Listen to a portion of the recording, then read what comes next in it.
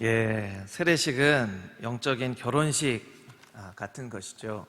우리가 예수님을 믿어서 구원을 받지만 성도님들과 하나님 앞에서 세례식을 받음으로써 선포가 되어지는 것입니다.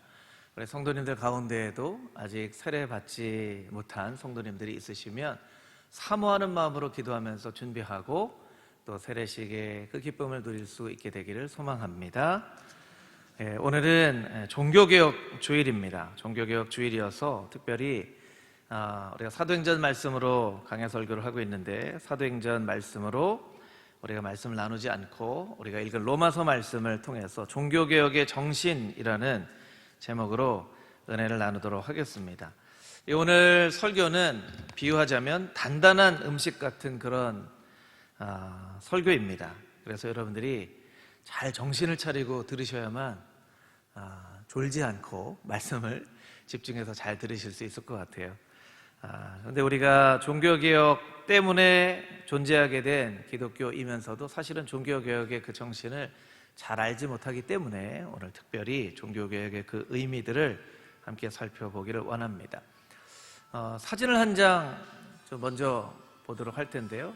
우리 사진에 나와 있는, 특별히 여러분이 보실 때 왼쪽에 있는 이분이 혹시 누군지 아시겠습니까? 아마 절대로 모르실 거예요. 왜냐하면 저희 아버지시기 때문입니다. 저희 아버지 군목 생활하실 때 찍은 그런 사진이에요. 한 30년도 더 된 그런 사진이죠. 왜 주일 설교에 저희 아버지 설교 사진을 보여드리냐면, 이 아버지 때문에 제 인생이 바뀌었기 때문에 그렇습니다. 저는 복음의 2대째예요. 이것도 이제 아버지 사진인데, 앞에 있는 두 분은 사촌 누나, 사촌 형이고, 저 뒤에 있는 분이 저희 형입니다. 형. 아마 저는 그때 아마 이렇게 기어다니고 그랬을 것 같아요. 아버지가 예수님을 믿어서 우리 가족 모두가 다 예수님을 믿게 되었습니다. 저희 아버지의 고향은 전라북도 진안이라는 곳인데요. 이 무진장 멀다라고 할 때 무주 진안 장수를 얘기한다고 하더라고요. 어렸을 때 이 시골에 갔던 기억을 떠올려 보면 정말 꼬불꼬불한 길을 한참 동안 가야만 이 큰 집이 나왔던 그런 기억이 납니다. 놀라운 일은요, 그 산골짜기에 선교사들이 와서 복음을 전했어요. 더 놀라운 일은요, 어리던 저희 아버지가, 10대였던 저희 아버지가 내가 살 길은 저 선교사가 전한 복음을 믿는 길이겠구나라는 마음이 들으셨다는 거예요. 저 선교사를 따라가야만 내가 살겠다, 이런 생각이 들으셨다는 거예요. 그래서 그 선교사를 따라 나섰고 신학을 하게 되셨고, 또 목사로 한평생 사시고 은퇴를 하셨죠. 아마 아버지가 예수님을 믿지 않았더라면 저는 이 자리에 없었을 것입니다. 저는 아마 예수님 안 믿었을 가능성이 훨씬 더 많고요, 여러분 못 만날 가능성이 훨씬 더 많았겠죠. 아버지가 예수님을 믿음으로 말미암아 제 인생이 바뀌었습니다. 180도가 바뀌었죠. 얼마나 큰 은혜인지 모릅니다. 저는 아버지를 생각할 때 아브라함이 떠올라요. 갈대아 우르를 떠나 지시할 땅으로 갔던 그 아브라함처럼 그 고향을 떠나서 선교사님이 전한 그 복음을 따라 믿음의 여정을 걸었던 아버지의 모습이 아브라함의 모습과 같다, 이렇게 늘 생각을 합니다. 우리가 잘 아는 것처럼 마틴 루터도 1517년에 종교개혁을 했죠. 우리 그림을 한 장 또 보여주시면 좋을 것 같은데요. 이 장면은 보름스 회의라는 곳에서 황제가 마틴 루터에게 내가 말한 그 모든 이야기들을 다 취소할 의향이 있느냐라고 물어보는 장면입니다. 그런데 여러분, 그림을 보면 마틴 루터, 신문을 받는 마틴 루터는 주인공처럼 가운데 있고요, 모든 결정을 가지고 있었던 로마 황제는 엑스트라처럼 얼굴의 모습도 잘 드러나지 않는 그림자에 가려져서 오른쪽에 있습니다. 이게 마틴 루터의 재판을 받는 모습이에요. 여러분, 마틴 루터가 종교개혁을 하지 않았더라면 오늘 예배에서 읽은 말씀은 라틴어 성경이었을 것입니다. 중세 1000년 동안 하나님의 말씀을 변질되지 않게 지켜야 한다는 이유 때문에 독일 사람도 라틴어 성경으로, 프랑스 사람도 라틴어 성경으로 성경을 들었습니다. 듣기만 하였지 깨닫지는 못하였죠. 라틴어 성경이었기 때문입니다. 1000년 동안 그렇게 예배를 드렸어요. 참 그렇게 예배를 드린 사람들도 대단하고 그 예배 회중에 앉아있던 사람들도 참 대단한 사람들이에요. 라틴어로 성경을 읽어줬는데 그 성경을 듣고 1000년을 기다렸습니다. 그리고 마틴 루터가 종교개혁을 하고 독일어로 성경을 번역하기 시작했죠. 아니, 어쩌면 마틴 루터가 종교개혁을 하지 않았더라면 이 동양의 작은 나라에 복음을 전하러 올 사람이 없었을지도 모릅니다. 우리가 예수님 만나지도 못한 채 살아갔겠죠. 그 마틴 루터 한 사람의 변화를 통해서 하나님께서 놀라운 역사를 이루시는 것입니다. 물론 우리가 잘 알고 믿고 고백하는 것처럼 예수 그리스도의 죽으심으로 죄악에 빠져 살 수밖에 없는 우리가 죄의 사함을 받고 기쁨과 감사를 알고 영원한 생명을 갖는 놀라운 축복을 얻은 것은 말할 것도 없는 일이죠. 여러분, 종교개혁에 메시지가 있습니다. 종교개혁의 메시지는 무엇입니까? 한 사람의 변화가 역사를 변화시킨다는 것입니다. 우리 같이 한번 따라해 볼까요? 한 사람의 변화가 역사를 변화시킨다. 우리는 때때로 한 사람의 변화를 굉장히 가볍게 여깁니다. 나 한 사람의 변화가 나에게는 너무나 좋은 일이지만 무슨 큰 의미가 있을까? 이런 역사 가운데 나 한 사람의 변화가 무슨 큰 의미가 있을까? 이렇게 생각하지만 그렇지 않습니다. 하나님은 한 사람의 변화를 귀하게 여기시고 역사의 물줄기를 바꾸시는 분이십니다. 저희 아버지가 예수님을 믿지 않았더라면 죽음 가운데 살 수밖에 없었던 한 가문에 있는 자녀 손들을 다 구원하시고, 마틴 루터가 하나님의 말씀을 듣고 변화되지 않았더라면 아직도 라틴어 성경 깨닫지도 못한 채 듣고 있었을 수 있는 우리가 하나님의 말씀을 듣고 깨닫고 은혜를 누리고 있다는 것이 하나님 나라의 놀라운 역사라는 거예요. 하나님 나라의 역사는 하나님의 역사이자 사람의 역사예요. 하나님이 일하시는 방법은, 하나님은 사람 없이도 역사 가운데 모든 일들을 이루실 수 있는 분이시지만 하나님은 꼭 사람하고 함께 일하기를 원하세요. 그래서 한 믿음의 사람의 그 믿음의 분량만큼 일하시고, 그 믿음의 사람이 이 세상을 떠나게 될 때는 또 다른 믿음의 사람을 기다리십니다. 그리고 또 그 믿음의 사람의 분량만큼 하나님께서 일하세요. 그래서 하나님의 나라의 역사는 마치 대나무와 같습니다. 여러분, 대나무를 보시면 매듭이 지어져 있잖아요. 그렇죠? 한 매듭이 지어져 있어요. 매듭이 있기 때문에 대나무는 얇아도 그 강한 바람을 견디는 것이죠. 여러분, 우리의 믿음의 고백과 헌신은 하나님 나라의 작은 한 매듭 정도밖에 되어지지는 않지만 그 매듭이 모여져서 놀라운 하나님의 역사를 이루는 것을 우리는 반드시 기억해야만 할 것입니다. 여러분, 한 사람의 변화를 너무나 가볍게 여기지 마십시오. 그리고 하나님 앞에 기도하십시오. 하나님, 나 한 사람을 변화시켜서 우리의 가족의 역사, 우리 가문의 역사, 때로는 금호 중앙교회의 역사의 물줄기를 바꾸시는 하나님의 놀라운 은혜가 있게 하여 주시옵소서. 그렇게 주님 앞에 기도하며 변화된 나를 사용하여 주시옵소서. 온전히 주님 앞에 헌신하며 나아가는 금호중앙의 모든 성도님들이 되시기를 주님의 이름으로 축복합니다. 아멘. 우리가 종교개혁 이야기를 하지만 사실은 종교개혁이 중요하면서도 종교개혁의 역사가 어떻게 이루어졌는지 자세하게 잘 알지는 못합니다. 우리나라의 역사는 자세하게 알 수 있는데 이 종교개혁 역사는 잘 몰라요. 종교개혁은 어떻게 일어났습니까? 종교개혁이 일어나기 이전에 이미 200년 전에 영국에서 존 위클리프라는, 체코에서 얀 후스라는 선구자들이 나와서 하나님의 말씀을 그 사람의 언어로 번역해서 읽혀야 된다, 이런 선구자적인 역할을 했어요. 근데 결정적인 역할을 한 것은 마틴 루터죠. 마틴 루터가 살았던 이 독일에 알브레흐트 폰 그란덴부르크라고 하는 긴 이름을 가진 대주교가 있었습니다. 이 사람은 마그데부르크라고 하는 큰 지역의 대주교였어요. 근데 굉장히 욕심이 많은 사람이었습니다. 마그데부르크의 큰 지역을 담당하는 대주교였지만 그 옆에 있는 마인츠라고 하는 그 넓은 지역까지도 자기가 주교 역할을 하고 싶었어요. 그런데 그 당시에는 로마 교황이 모든 지역에 그 분할을 해줬기 때문에 함부로 그렇게 할 수는 없었거든요. 그래서 이 알브레흐트 폰 브란덴부르크라고 하는 사람이 교황에게 가서 딜을 합니다. 교황님, 제가 큰 돈을 만들어서 드리겠습니다. 저에게 이 큰 지역을 다스릴 수 있는 그런 좀 권리를 주십시오.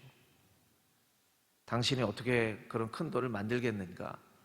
제가 한번 만들어 보겠습니다. 그래서 이 알브레흐트 폰 브란덴부르크, 이름이 길어서 한번 읽으려면 참 힘들어요. 이 사람이 그 당시에 가장 많은 재산을 가지고 있었던 푸거라고 하는 가문에 가서 큰 돈을 빌려옵니다. 그리고 그 빌린 돈을 교황에게 바치고 8년간 마그데부르크와 마인츠 지역을 관할할 수 있는, 특별히 이 지역에서 면죄부와 죄를 면제하는 증명과 면벌부, 벌을 받지 않을 수 있는 그 증서들을 만들어서 돈으로 팔기 시작합니다. 그래서 돈으로 판 금액을 절반은 자기가 갖고 절반은 빚을 갚는 데 썼던 거예요. 교황이 면죄부를 만든 게 아니고요, 이 대주교가 처음에 만든 거예요. 그래서 사람들에게 돈을 막 긁어 모읍니다. 그래서 사람들은 예수님 믿고 구원을 받고 하나님 말씀을 듣고 지켜서 구원을 받아야 되는데 돈으로 구원을 사는, 특별히 이 면죄부라고 하는 것은 얼마나 잘못된 것이냐면 지옥에 있는 사람들도 연옥으로 옮길 수 있는 권세가 있는 증서라고 했어요. 그래서 테첼이라고 하는 신부는 성전 연보궤의 동전이 땡그랑 하고 떨어지는 그 순간에 지옥에 있는 영혼이 연옥으로 옮겨진다, 이렇게까지 설교를 했어요. 땡그랑 떨어지는 바로 그 순간에.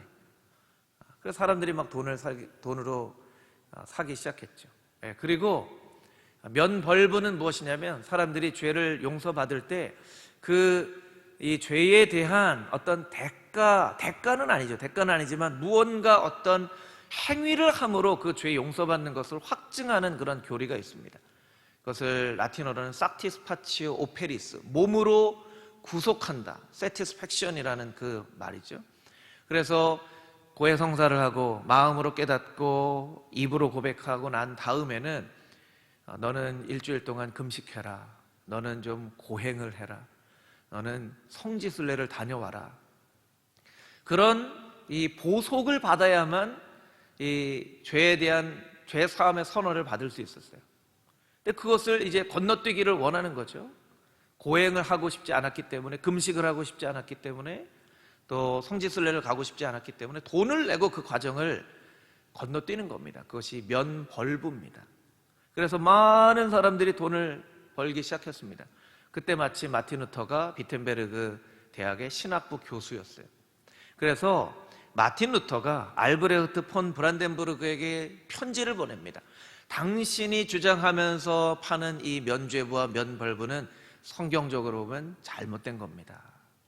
그리고 그 잘못된 것에 대한 반박문으로서 95개의 반박문을 적어서 편지의 별첨자루로 보냅니다. 그래서 어떤 사람들은 마틴 루터가 비텐베르그 성당에 95개의 반박문을 직접 못으로 붙였다, 박았다라고 하는 사람도 있고, 그 기록이 정확하지 않고 편지에 나와 있는 95개의 반박문이 바로 그것이다, 이렇게 얘기를 하는 사람들도 있어요. 이 대주교가 마틴 루터의 아주 꼼꼼하게 지적하고 있는 이 95개의 조항의 반박문을 살펴보고는 대답을 할 수가 없었어요. 그래서 답장을 하지 않았죠. 마틴 루터가 안 되겠다 해서 그 당시에 있는 많은 지식인들에게 그 편지를 다시 보냅니다. 마침 그때 인쇄술이 발달을 해서요, 손으로 쓰지 않아도 인쇄술로 해서 많은 지식인들에게 보내고, 또 그 편지를 받은 사람들은 그 편지를 인쇄해서 독일에 있는 모든 사람들이 그 95개의 반박문을 읽을 정도가 되어져 버렸어요. 그 당시 교황은 로마에 살고 있었는데 독일에 그런 일들이 있었다는 이야기를 듣고, 또 마틴 루터가 교황이 성경을 해석하고 그 교황의 성경 해석을 듣는 것이 아니라 성도가 성경을 읽고 그 성경에 나와 있는 본래 의미들을 깨닫고 들어야 된다라고 주장하는 그 주장에 마음에 들지 않았어요. 그래서 이 넓은 이 로마 식민지 안에서 시민권을 잃어버리는 그 박탈을 하는 그런 벌을 내립니다. 그리고 그 재판을 한 것이 아까 이 보름스 회의, 사진으로 그림으로 본 보름스 회의였죠. 여기에 교황이 와서 얘기를 합니다. 두 가지 질문을 합니다. 이 모든 글들이 네가 쓴 글이 맞냐? 그리고 너는 이 글을 취소하고 다시 걷어들일 그런 의향이 있느냐? 마틴 루터가 대답합니다. 이 글은 내가 쓴 글이 분명합니다. 그런데 두 번째 질문에 대해서는 하루만 더 시간을 주십시오. 그리고 하루 동안 기도를 합니다. 기도를 해요. 그리고 다음 날 똑같은 장소에서 다시 회의에 모였을 때 내가 밤새도록 기도를 해봤지만 내가 주장한 것에 대해서 성경적으로 틀린 부분을 한 부분도 내가 발견을 하지 못했습니다. 나는 내가 만약에 내 주장을 한 글이라면 내가 취소를 할 수 있겠지만 이것은 성경에 나와 있는 진리이기 때문에 나는 이것을 취소할 수 없습니다. 그리고 기도를 합니다. 그 기도가 유명한 기도가 되어져 버렸죠. 주님, 제가 여기 서 있습니다. 나를 도와주시옵소서. 주님, 제가 여기 서 있습니다. 죽음 앞에 서 있습니다. 나를 도와주시옵소서. 그리고 하나님은 마틴 루터의 기도를 들으시고 마틴 루터를 죽음으로부터 보호해 주시고 마틴 루터를 통하여 많은 종교개혁자들이 영향을 받아 장 깔뱅이나 또 쯔빙글리나 토마스 뮌처 같은 그런 종교개혁자들이 전 유럽에서 일어나 종교개혁을 할 수 있도록 하나님께서 마틴 루터를 보호해 주시고 도와주셨던 그것이 바로 종교개혁의 짧은 이야기입니다. 제 이야기가 좀 재미없지는 않으셨나요? 이것이 종교개혁의 그런 역사인 것이죠. 저는 이 이야기를 들으면서 한 가지 제 마음 가운데 깨달은 그 깨달음이 있었습니다. 무엇이냐면 하나님께 쓰임받는 사람은 정직하고 용기 있는 사람이라는 것입니다. 우리 같이 한번 따라해 볼까요? 하나님께 쓰임받는 사람은 정직하고 용기 있는 사람입니다. 마틴 루터는 그냥 정직했을 뿐이에요. 성경의 가르침에 근거할 때에 내가 주장한 것이 틀린 바가 없습니다 라고 주장했을 뿐이에요. 내 주장이 맞다, 내 생각이 맞다, 내 뜻이 맞다라고 얘기한 것이 아닙니다. 이것이 성경에 나와 있는 대로 정직한 그런 모습입니다 라고 이야기한 것 뿐이에요. 세상은 성경대로 살지 말라고 자꾸 우리를 유혹합니다. 눈만 한번 딱 감으면 큰 돈을 벌 수도 있고 명예를 얻을 수 있다라고 우리를 유혹합니다. 근데 우리는 그런 유혹 가운데 늘 정직을 선택하며 살아야 되겠죠. 진리를 선택하며 살아야 되겠죠. 토마스 풀러 목사님은 그런 이야기를 남깁니다. 우리가 만약 거짓을 말한다면 평생 그 말한 거짓이 들통나지 않기를 위해서 그것을 지키며 살아야 되겠지만 우리가 만약 진리를 말한다면 진리가 나를 지켜줄 것이다. 여러분, 거짓말 함부로 하면 안 됩니다. 함부로 하면 안 돼요. 왜냐하면 평생 그 거짓말을 지키기 위해서 살아야 돼요. 작은 거짓말이라 하더라도 부부간에 자녀들에게 혹은 친구들에게 작은 거짓말이라도 하지 말아야 될 것은 평생 그 거짓말을 지키며 살아야 돼요. 어떻게 그 평생 거짓말을 지키며 살겠습니까? 그러나 진실을 말하면, 진리를 말하면 그 진리가 나를 지켜준다는 거예요. 여러분, 진리가 여러분을 지켜주는 그런 인생을 살게 되기를 축복합니다. 아멘. 여러분, 용기는 어디에서 나오는 것일까요? 용기는 목소리가 큰 것이 용기가 아닙니다. 우렁차게 제가 하겠습니다 하는 게 용기가 아닙니다. 진리에서 나오는 게 용기예요. 진짜이기 때문에 용기가 생기는 거예요. 여러분, 가짜를 통해서도 용기를 가질 수 있죠. 가짜지만 숨긴 채로 목소리만 크게 높일 수 있죠. 여러분, 진짜를 근거로 이야기하는 사람의 표정과 가짜를 진짜처럼 이야기하는 사람은 표정만 봐도 사실은 잘 압니다. 표정만 봐도 잘 알아요. 우리가 용기 있는 사람이 되어지기를 원하지만, 원한다고 그 용기 있게 이 세상을 살아가지 못하는 이유는 우리의 용기가 진리, 진실을 근거로 한 용기가 아니기 때문입니다. 여러분, 세상에서 우리가 패배자처럼 살아가는 것이 아니라 승리자처럼 살아야 돼요. 세상에 나갈 때 예수 그리스도께서 나의 주인이 되시고 천하 만물을 지으신 하나님께서 나의 아버지가 되시는데 우리가 어깨를 피고 살아야죠. 우리가 패배자처럼 이렇게 막 숨어서, 요새 막 코로나 때문에 교회가 많이 핍박을 받았죠. 그럼에도 불구하고 우리가 어깨를 피고 살아야죠. 할렐루야. 근데 여러분, 우리가 왜 어깨를 피지 못하고 사냐면 진실을 근거한 용기가 아니기 때문에 그래요. 그래서 크리스찬들은 늘 진실한 그 진리를 바탕으로 살아야만 한다는 거예요. 그리고 하나님은 그런 사람을 하나님 나라의 일꾼으로 사용하신다는 것입니다. 저는 이 말씀으로 다시 한번 여러분들을 축복하기 원합니다. 제가 선포할 텐데 아멘으로 화답하는 심령마다 하나님의 큰 은혜가 있을 줄 믿습니다. 여러분 모두가 하나님께 쓰임받는 정직하고 용기 있는 사람들이 되시기를 주님의 이름으로 선포합니다. 아멘. 아멘. 그런 사람을 하나님께서 쓰신다는 거예요. 시간이 조금 지났지만 우리 마지막으로, 그러면 마틴 루터가 이야기한 종교개혁의 정신은 무엇인가, 그것을 좀 짧게 살펴보도록 하겠습니다. 종교개혁의 정신을 보통은 3가지 혹은 5가지로 이야기합니다. 솔라 그라시아, 오직 은혜로; 솔라 피데, 오직 믿음으로; 솔라 스크립투라, 오직 말씀으로. 여기까지는 이제 많이들 아세요. 그런데 2가지가 더 있습니다. 솔루스 크리스토스, 오직 예수 그리스도로; 솔리데오 글로리아, 오직 하나님의 영광을 위하여. 여러분, 이것은요 종교개혁 때문에 우리가 생겼기 때문에 성도의 상식으로 잘 알고 있어야 돼요. 오직 은혜로, 솔라 그라시아, 오직 은혜라는 거예요. 구원은 은혜의 선물이에요. 은혜의 선물이에요. 반면에 죄는, 죄를 수학적으로 표현하면 곱하기 0과 같은 것이 죄입니다. 여러분, 곱하기 0, 만 곱하기 0도 0이죠. 그렇죠. 100만 곱하기 0도 0이에요. 1억 곱하기 0도 0이에요. 죄는 우리의 모든 노력을 0으로 만듭니다. 우리가 아무리 선행을 한다 하더라도, 우리가 아무리 착한 일을 한다 하더라도, 우리가 아무리 인류의 발전을 위해서 어마어마한 공헌을 한다 하더라도 우리의 마음 가운데 있는 죄의 문제를 해결하지 못하면 우리의 삶은 빵점짜리 인생이 됩니다. 왜냐하면 곱하기 0이기 때문에. 여러분, 이 곱하기 0을 인류가 어떻게 해결할 수 있겠습니까? 절대로 해결하지 못합니다.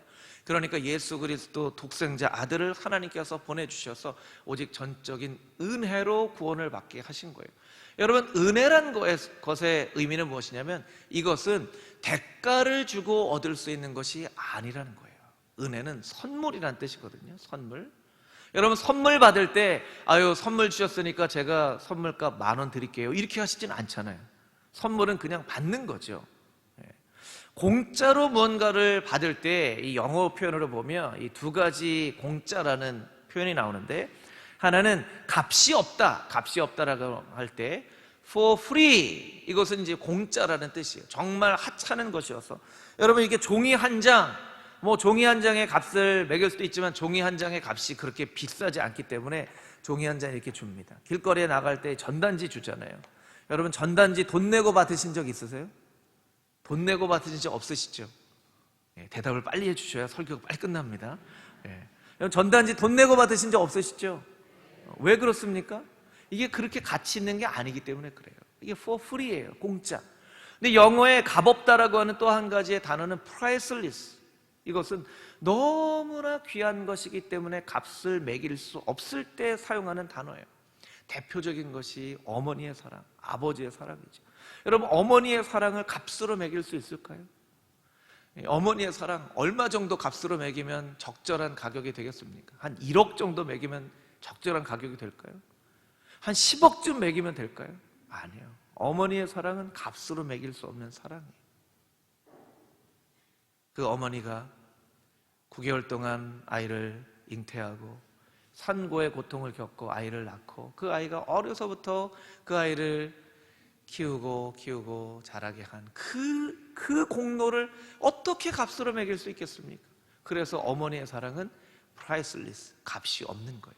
하나님께서 값없이 모든 믿는 자에게 값없이 구원의 은혜를 주시는데 우리가 잠깐 착각을 하면 이것이 공짜로 구원을 주신다고 착각할 수가 있어요.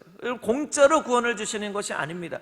값을 매기려고 해도 아무리 계산을 해봐도 매길 수가 없기 때문에 값없이 구원을 주시는 거예요. 근데 우리가 잠깐 착각하면 믿기만 하면 돼? 그렇고 간단하지? 나 믿어요 이렇게 얘기하고 예수님 믿는 사람 어떻게 살아가야 될지 아무런 고민도 하지 못한 채 살아가게 된다는 거예요. 그래서 보네퍼는 값싼 은혜라고까지 얘기를 하고 있죠. 값싼 은혜. 여러분이 값없이 구원을 받은 것, 은혜로 구원을 받은 것은 그것이 너무나 귀한 것이기 때문에 값을 매길 수 없어서 값 없는 은혜인 것을 분명하고 똑똑하게 기억하시게 되기를 주님의 이름으로 축복합니다. 아멘. 그것이 솔라 그라시아, 오직 은혜로 얻는 구원이라는 거예요. 솔라 피데, 오직 믿음으로 얻는 구원이라는 거예요. 여러분 믿음으로 얻는 구원은 이런 의미가 있습니다. 사람들이 믿어서 구원을 받아야 되는데 중세 이 면죄부 면별부가 나오다 보니까 이제 어떤 사람만 구원을 받을 수가 있어요? 돈 있는 사람만 구원을 받을 수 있는 거예요. 그 면죄부 면벌부를 살 수 있는 사람만 구원을 받을 수 있는 거예요. 여러분 하나님께서 언제 우리에게 돈 있는 자는 구원을 받으라 이렇게 말씀하셨습니까? 돈 없는 자는 미안하지만 너희는 구원을 못 받는다. 어디 성경에 그런 말씀이 있습니까? 없습니다. 없습니다. 이사야서에 어떻게 기록되어 있죠? 돈 없는 자도 오라. 돈 없는 자도 오라. 값없이 와서 목마른 자들아 다 내게로 오라. 그런데 그 말씀을 읽고도 어떻게 면죄부 면벌부를 만들어서 돈 있는 사람들만의 구원을 이루냐는 거예요. 그러니까 믿음으로 구원을 얻는다는 것은 구원은 누구도 차별하지 않는다는 의미가 됩니다. 행위도 마찬가지입니다. 어떤 행동을 할 수 있어서 구원을 받는다면 그 믿음의 행동을 할 수 없는 사람은 평생 구원을 못 받는 거예요. 여러분 행위는 구원에 대한 결과로서 나타나는 것이지 그 행동을 해야지만 구원을 받는 것이 아니라는 거예요.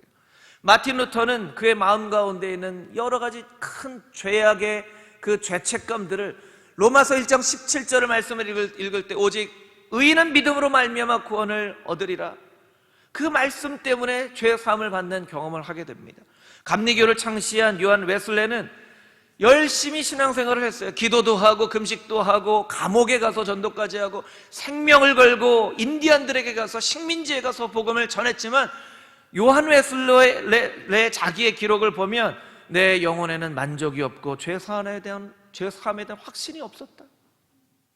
그 목숨을 걸고 인디안에게까지 가서 복음을 전했는데 왜 나의 마음 가운데는 이렇게 죄사함에 대한 확신이 없는 것일까? 내 마음 가운데 왜 이렇게 기쁨이 없는 것일까? 만족이 없는 것일까?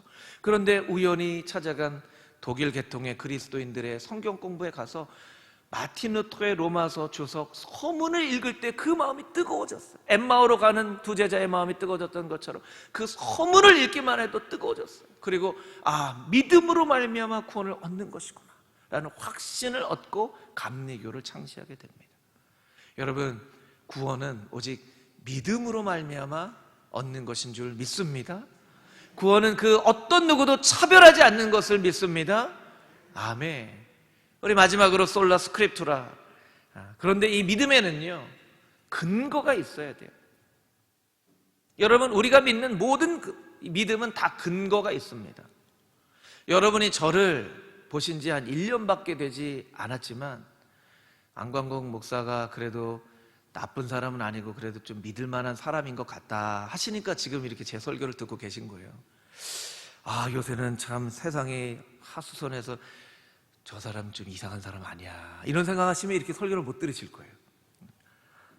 여러분들이 이 건물이 무너지지 않으리라는 믿음을 가지고 있기 때문에 불안해하지 않고 여기에 이렇게 앉아 계신 거예요. 여러분이 무언가 음식을 먹을 때는 이 음식이 독이 든 음식이 아닐 거라는 그런 믿음을 가지고 먹는 거예요. 여러분, 믿음은 신앙적인 용어지만 굉장히 일상적인 용어입니다. 사람에 대해서도, 물건에 대해서도, 장소에 대해서도 모든 것이 어떻게 보면 다 믿음에 대한 고백이에요. 그런데 맹목적인 믿음이 있고 근거가 있는 믿음이 있죠. 근거가 있는 믿음. 안광국 목사를 1년간 경험해보고 이야기를 들어보니까 그것을 근거로 놓고 볼 때에 저 사람은 좀 믿을 만한 사람이구나. 이런 건물들을 내가 평생 많이 겪어봤는데 이런 건물은 경험상 무너지지 않는다. 이런 근거가 다 있는 거예요. 여러분, 우리의 삶의 믿음은 근거가 있어야 돼요. 그래서 믿음이 좋다라고 얘기하는 것은 사실은 목소리가 크게 아멘 하는 게 믿음이 좋은 것이 아니고 그 믿음에 대한 근거가 확실한 것이 믿음이 좋은 것인데 그 믿음에 대한 근거가 하나님의 말씀이 되어진다는 거예요. 그래서 우리가 하나님의 말씀을 열심히 듣고 읽고 암송을 해야만 그 말씀을 근거로 우리가 믿을 수 있는 것입니다. 어떤 사람들은 믿음을 율법과 정반대돼 상치되는 것이라고 잘못 생각하는 사람이 있습니다.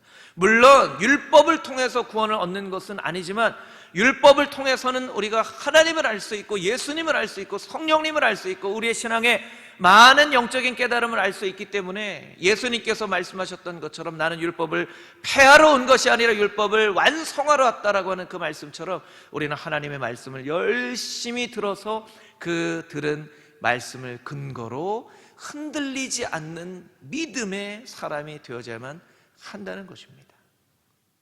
말씀 열심히 읽어야 되겠죠.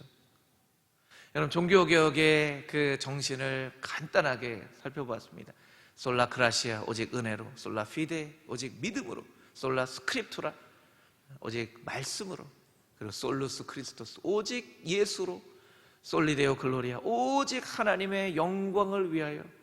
그 종교개혁의 정신을 가지고 여러분이 살아가는 그 삶의 자리에서 또 다른 종교개혁을 일으킬 수 있는 작은 변화 가운데 하나님의 역사하심을 경험할 수 있는 금호중앙의 모든 성도님들이 다 되시기를 주님의 이름으로 축복합니다. 아멘.